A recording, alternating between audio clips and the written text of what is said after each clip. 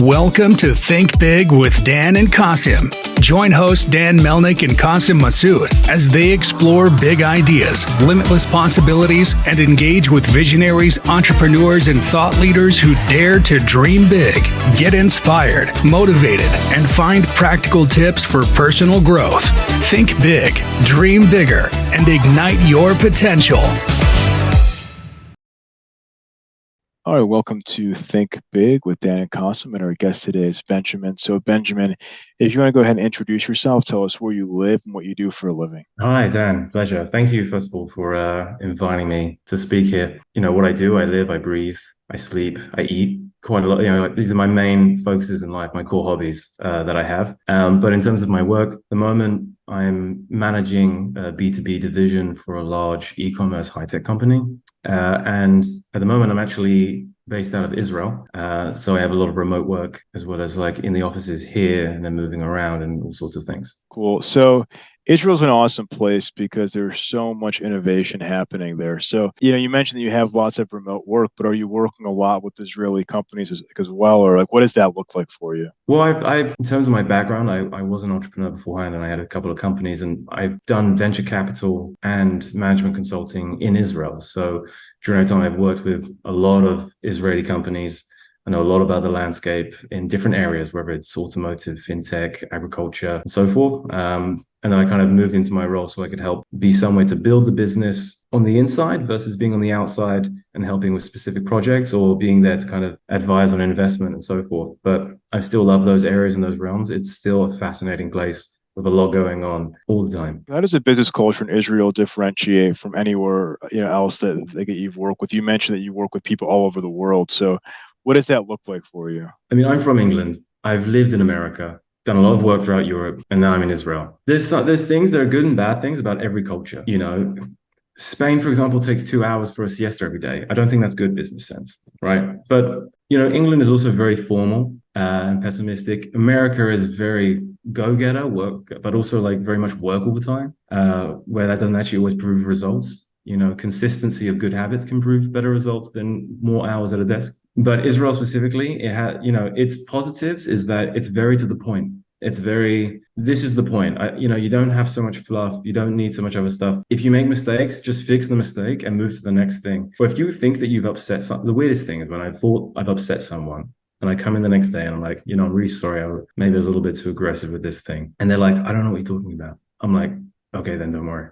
Doesn't matter. Like they don't hold on to guilt. So whatever happens in the work situation, if two people are arguing the next day, it's like it never happened. On to the next thing. But then at the same time, you have this kind of they call it tachlis, where people are being very direct with each other. And sometimes it's a bit difficult, but also they can be very sensitive as well. So it's like, if you come from a culture where it's like, this isn't good and I need to be better. And they're like, well, this is the good. It is good. And I'm like, no, it's okay that it's not right. It just needs to be better. So it's like it's small cultural things, but it's pretty nice. And it's quite a relaxed environment because there's a big emphasis on family in the country. So they value it very much. And there's always appreciation there. I remember working in England, it's like, you have to work these hours no matter what, to get time to see your family, you really have to request it. It'll be amazing. Here, it's like, it's important, go.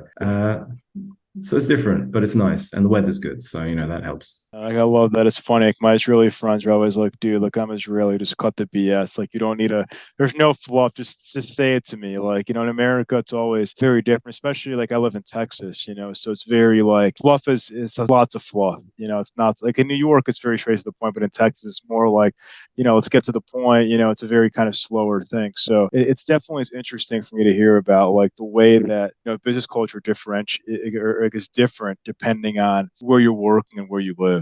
Yeah, they value speed here also in that sense. Get it done quickly. It doesn't have to be, but they really don't care if it's perfect. Get it out there. Unless, as I've seen the years progress, we've got better at like, let's make sure it's correct before we send it out. For sure. So can you talk more about like what a typical day looks like for you? Like what type of clients you're working with? Sure. In a work sense, at the moment, I'm very focused on the insurance industry is the main focus. So my clients are ranging from small, medium to large businesses or to enterprise corporations, which have 10, 20 million members plus. So it really varies. I'm always the hard part is I need to find decision makers. I need to be dealing with decision makers because the kind of work that we're doing, we want to have that communication where, okay, can we move this forward? Can we make things happen? I can move things forward on my side. I need to know if you're the person that can make business and what your numbers are and how successful you've been with this kind of business in the past, so forth. But, these clients, I'm the day to day, I'm finding them, whether I'm doing online searches to find the best companies, I'll find great companies and I'll find all their competitors and I'll reach out to all their competitors too. And to get their information, there are lead generation systems that can find it all. There are CRMs that can automate messaging out there. There's LinkedIn is always a valuable resource, as I'm sure many people use and know and understand.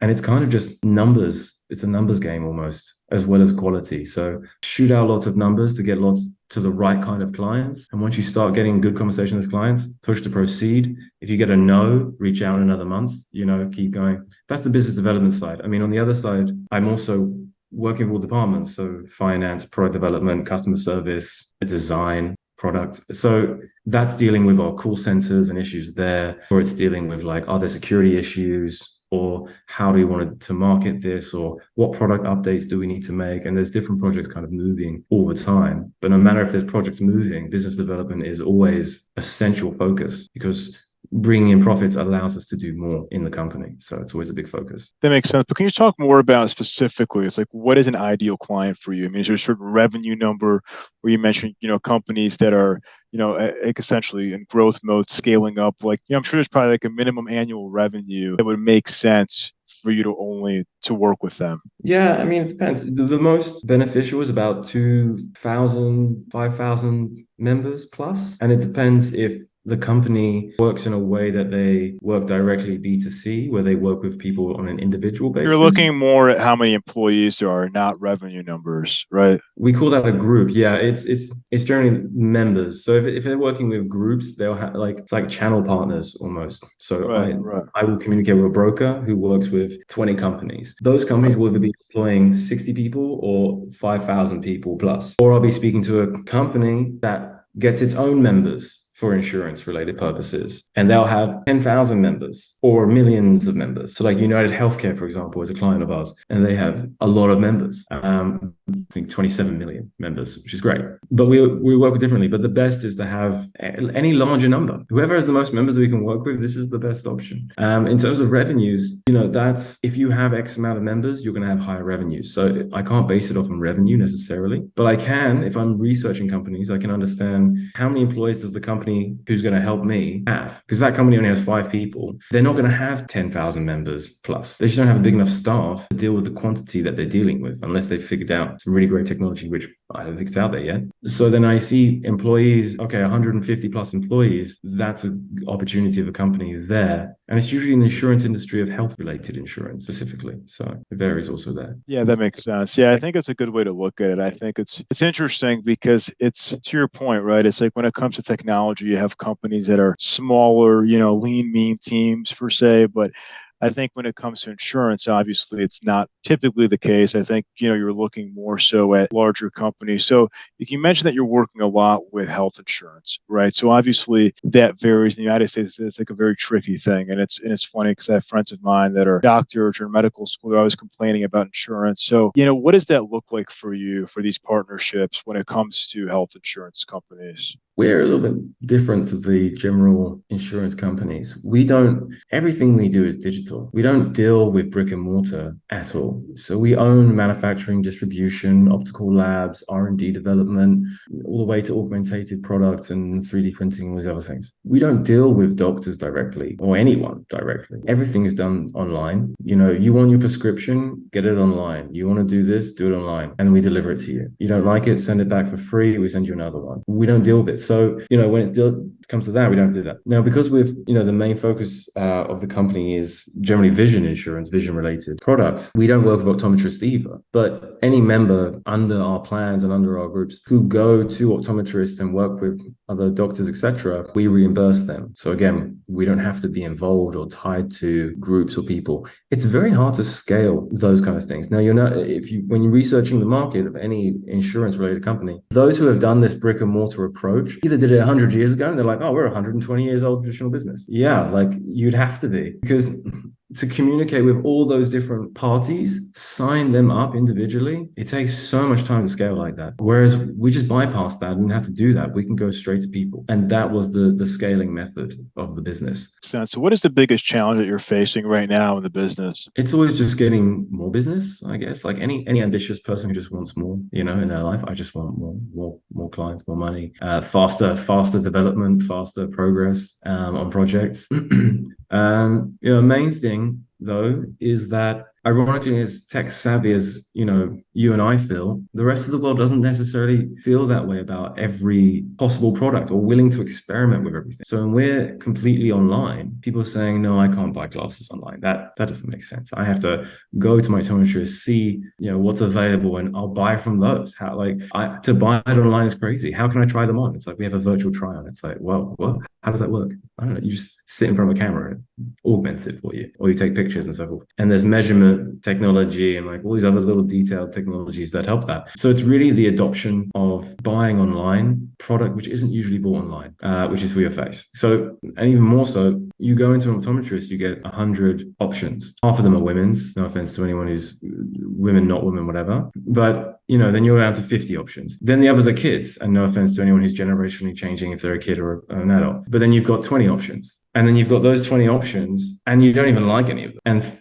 10 of those are sunglasses. Now you have 10 options to choose from, and half of them you don't even like. We have 5,000 plus from every design and every brand. And because we cut out the middleman, our prices can be very low. Because we have manufacturing, we create our own product, which are even cheaper, but the same quality. So there's lots of ways the business infrastructure can work to benefit the market, but it's just that adoption. So adoption is happening. And the statistics and the forecast over the next years is that's going to pretty much increase at least by 20% globally of people adopting products they're not used to buying online and doing that. For sure. So, one thing it's funny, yeah, exactly. I mean, we're in the same space, or I think a similar space in terms of technology. And I think, we work a lot in AI, and it's the same thing. It's like a lot of older people are like, no, I can't replace the human touch with AI. I can't, not go into a store. I think it's, for sure younger people are more easily more adaptable to the new technology. I think when it comes to educating older folks, I think it's about getting them to understand. But I think it's one thing that's interesting for me that I've learned is that the younger generation for sure is valuing their time, right? We're saying, okay, I'm just going to do DoorDash. I'm not going to cook. I'm not going to go to the grocery store. I'm just going to order this online. I'm going to do Amazon. It's like the trends are changing. And I think it's, as more and more younger folks are entering the workforce, there's going to be a huge growth in what you're doing and with e-commerce and adoption to using technology in the most efficient way, saving time. And it's, especially when you have free returns, things like that, it's a huge win for everybody all the way around. Definitely. We're getting lazier. Not lazier, but more efficient at the same time as not having to move. But I would argue it's not even that. It's like, I don't even know, it's about laziness. Like you mentioned earlier, we were talking about Israeli culture, right? It's like when you can spend more time with your family, with people that you care about, it's opposed to wasting time, having to go to the store, doing all these tasks. I mean, that's what's important, right? You spend more time with your family, with your friends. Like that's a huge win. It's like, why do I need to be shopping all day long? It's just a waste of time. And ironically, the older communities of people this is the best advantage for them, ironically, because they're far away. It's a lot of effort to go. Some people are in pretty rural areas. It takes them ages to go anywhere. We just deliver it to you wherever you are. So you save so much time of waiting, looking around, not being certain. You cut so much out of that. It's definitely a much more efficient system. And I agree with every product that we can buy online. It's so much easier sometimes. I do like stores though. I do like physically going to places and seeing products, trying them on, asking my wife, how does it look? What does this look like? What about this one? You don't get that so much. But I mean, I've taken pictures of myself and sent them to her anyway and said, well, this is what I look. How does this one look? How does this one look? That one, and try different colors and so forth and changing it around and seeing what works. So it's very viable. Yeah, for sure. I think that there's a good balance. It's interesting because it's like, what does e-commerce look like going forward? It's like some people say, well, e-commerce is also ordering on DoorDash. If you order and somebody delivers to your home, it might be in a retailer, but it's also in like a form of e-commerce because you're ordering online or ordering through your phone. So it's just interesting for me kind of what that's going to look like. Of course, I think stores are not going to go obsolete, but it's kind of more of like where the trends are going. So in terms of Well, it right depends. now, yeah, go ahead. No, just to round off that point, I can say there's two things. One, I think retail is always going to exist, and we love it, and So people enjoy it. It's can't change it. The second part is conceptual stores. Now, there have been concept stores for a few years now, where you go in and you don't even buy anything there. You order it, but you check it out. So it's just all a display. The whole store is a display. Now, and that's something that we're also working on. We've just got a few stores now in the New York area, I think, and we're doing complete conceptual stores, and we're creating concept spaces in other stores, like department stores, like a Macy's, right? Where it's all conceptual based, where you can just go and see it there. So it's combining that reality with that digital aspect. So you have both of them there. So I can try them on, then I can order them. But it's just it's an easier process, I guess, in terms of, and also operationally as a company, it's much more efficient dealing with stock intake and those changes. We have good ways of managing that today, but it's still a lot to deal with. 100%. If you can have less overhead, less employees, I think it's a big challenge, right, for a lot of business owners. And that's, for example, like we're in the AI space. Like I always tell our clients, I'm like, listen, in New York, for example, minimum wage is $15 an hour. And most people you're paying them 20, 25, right? It's 40, 50 grand a year. If you have an AI chatbot that you're paying $3,000 a year or $6,000, or depending on, it's a huge win. And it's like you don't need to hire someone else. You can use technology in the best possible way to help scale your business. Right. Awesome. So, what would you say is the one biggest piece of advice that you wish you knew before you started your career? There's a few things. One is patience. You're working hard for something, always working towards a goal, and there are many failures. And failures, that's you making a mistake, you being told no, you getting rejected, someone didn't like you didn't impress someone. It's all just whatever at the end of the day. You just have to push past it, however one feels about it. So, but the patience that your efforts, even though small, can succeed into much, much more down the road. And then with that comes learning. Constantly learning. I wish when I was younger I was learning more than I did. I learn much more now than I did then, as it grows over time. But just constantly learning and applying that learning as best as I can, and also just the routine. I think when we're younger, it's harder to value routine as much as now. Those good habits really just compound over time and lead to so much better things. So in a career sense, with all those three things in mind, you'll progress at work, and you'll work with one company and you'll feel bound to that company. And there's so many things about that. Your boss calls you up. It's like, whoa, my boss is calling me up. It's like, it's fine. It's usually just an update. It's usually just a call, or just put your effort in. And I noticed there's something out like that, for example, is the more that I give, the more that I get. And it's always the more that I put into something, the more reward I get. And it's not just financial reward. It's me getting better at something, or it's a reward down the line that I don't even know about, or it's I've impressed someone who just comes around suddenly, tells the boss, and the boss says this, and then something good happens. He says, I want you on this project because I heard that this and this and that about you. And it's building that reputation of you. So those are really great, and just persistence in everything. It depends what you're doing. I mean, whatever someone's doing, if someone finds a niche, great, become great at it, learn that thing. Don't worry if you don't know how to do accounting. Don't worry if you don't know how to do images. Don't even waste your time trying to be creative. If you're an analytical mastermind, become the analytical mastermind and hone in on that. But if you're a creative genius, be creative. Stop trying to be analytical and feeling bad about being analytical. Like, all these things get dragged around so much when I was younger compared to now, where it's like, this is what I'm good at. These emotional skills and these hard skills and these intellectual skills, these are it. And I focus on those. The rest, I'm hiring people, I'm finding people, they're doing it, this and that, and I'm delegating those responsibilities. So if I knew that, I probably would have felt a lot better about a lot of different moments in my life, which were very challenging versus now. And it's just that constant consistency in education and putting forward. And I can go off this for days. Being responsible, it's okay to be responsible. To say, I did wrong. How do I fix it? What can I do? Move forwards from it. We all make mistakes. What can I do? I've upset bosses many a time. It's just all, there's a lot there. Like that's awesome. Yeah, I mean that's really good advice. So if somebody watching this wanted to reach out to you, do you mind sharing your website, or the best way to get in contact with you? Yeah, best way is email, really. I'm always checking my emails. Email or WhatsApp is also good. But my email, you want to say my email? Yeah, if you can share it, yeah. Yeah, it's BEWOOLF1 @gmail.com. Well, Ben, I want to say thank you so much for your time. We're rooting for you. Hopefully you finish off this year strong. And yeah, thanks again. No, thanks, Dan. I really appreciate taking the time. All right. Bye. Bye. Have a great night.